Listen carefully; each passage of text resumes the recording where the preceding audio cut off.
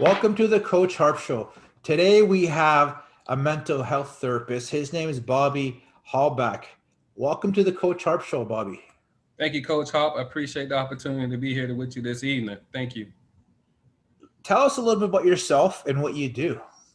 Well, myself, I'm a former student athlete. Right now, I currently work as a mental health therapist and also as a sports psychology consultant.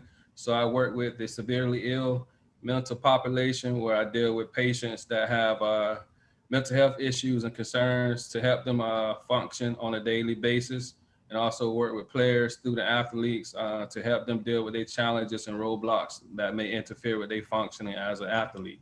Thank you for letting us know. I feel with you dealing with mental health issues, the amateur sports here in Canada has taken a heavy hit. Just as we were talking before, I guess I gave you a little bit of intro what's been happening with Canadian sports. We've been put on hold a little bit here or stuff like that.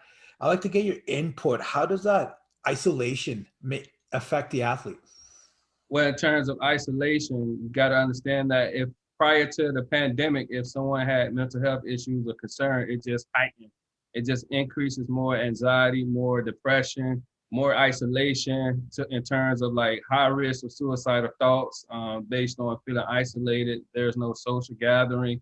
There's no social relationship. So that increases opportunities for negative thinking, negative thoughts, which can lead to like maladaptive behaviors, which can cause individuals to go into like a psychosis or a mental breakdown if they don't have the proper guidance or intervention and prevention in terms of the pandemic. And social isolation is very severe and serious if it's not addressed and confronted within a reasonable amount of time.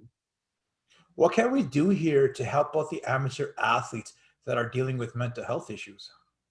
But basically, you have to validate their feelings, letting them be able to express what they're feeling, what they're going through, helping them understand that there's things that you can't control, such as the pandemic, but just allowing them to feel that social support, the understanding of everybody's going through a change, and adjustment is quite tough right now, but it's a possibility that things will get better. So you just being able to connect with positive people, parents, players, coaches, building that relationships, the healthy relationships to help go through this change and this rough time right now.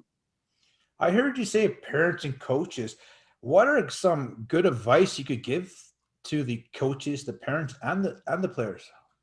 In terms of that, just being able to help them understand that once again, these are things that they can't control, but what they can control is their mental health, the way they think. They can change the negative thinking into positive thinking, being able to be that support each other, giving them different routes of like what they can do, as in like physical exercise, meditation, practicing mindfulness, and focusing on what they can control and what they can't control.